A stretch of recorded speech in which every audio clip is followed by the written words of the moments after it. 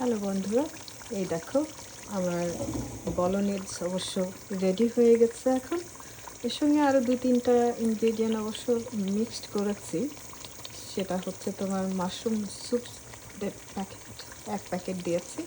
ওটা আসলে একটু ঘন হওয়ার জন্য আর টেস্ট বাড়ানোর জন্য। আর একটা জিনিস দিয়েছি, 2টা তেজপাতা দিয়েছি।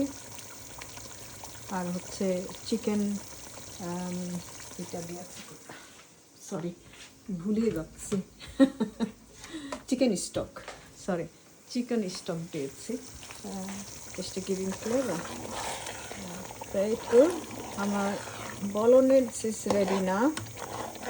তা এখন স্প্যাগেটিটা করবো।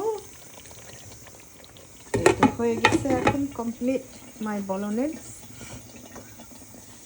আর এখানে পানি হতে দিয়েছি।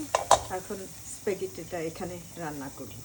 স্প্যাগেটিটা আমি একটু পরে রান্না করব, কারণ সবাই রেডি না খাওয়ার জন্য। এটা আবার সঙ্গে সঙ্গে রান্না করেই সবাই খেতে হয়। তো সেজন্য এখন স্প্যাগেটিটা আমি পানি গরম করে রাখছি। সবাই আজকে আবার বিনে আসবে, বিনে আসলে স্প্যাগেটিটা শুরু হবে। দেন সবাই একসঙ্গে টেবিলে বসে খেয়ে নেব। এই তো আজকের কাজ আমার প্রায় কমপ্লিট। ভালো থেকো, সুস্থ থেকো বন্ধুরা। তারপর স্প্যাগেটি যখন হয়ে যাবে তখন দেখাবো। হ্যাঁ, আল্লাহ হাফেজ।